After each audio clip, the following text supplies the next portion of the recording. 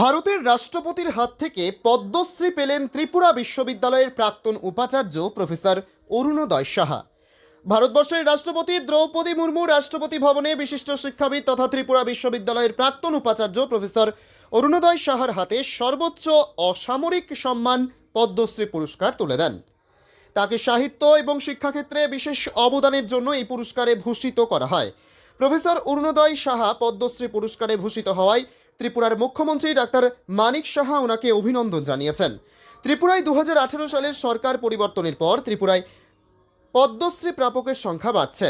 বিশেষ করে জনজাতি অংশের মানুষের মধ্যে থেকে সাংস্কৃতিক কর্মী ও শিক্ষাবিদদের পদ্মশ্রী দিয়ে সম্মান জানিয়েছেন কেন্দ্রীয় সরকার।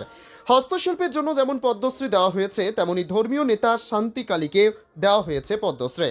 এর আগে ত্রিপুরার হজাগিরি নৃত্যের গুরুকে পদ্মশ্রী সম্মানে ভূষিত করা হয়। ঊনকোটি জেলার রাসেল বাদক থাঙ্গা ডারলংকেও পদ্মশ্রী পুরস্কারে ভূষিত করা হয়। ত্রিপুরার প্রাক্তন মন্ত্রী প্রয়াত নরেন্দ্রচন্দ্র দেববর্মাকে দেওয়া হয়েছে মরণোত্তর পদ্মশ্রী। ওনার মেয়ে ভারতবর্ষের রাষ্ট্রপতির হাত থেকে পিতার পদ্মশ্রী গ্রহণ করেছিলেন।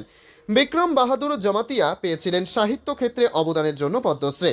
এর আগে ভারতবর্ষের বিখ্যাত জিমন্যাস্ট ত্রিপুরার দীপা কর্মকারকে পদ্মশ্রী সম্মানে ভূষিত করা হয়েছিল। তারই অঙ্গ হিসেবে এবার ত্রিপুরার বিশিষ্ট শিক্ষাবিদ প্রফেসর অরুণোদয় সাহা ভারতবর্ষের রাষ্ট্রপতির হাত থেকে পেলেন পদ্মশ্রী পুরস্কার। ত্রিপুরা থেকে বিক্রম কর্মকারের report, crime press Bengal news.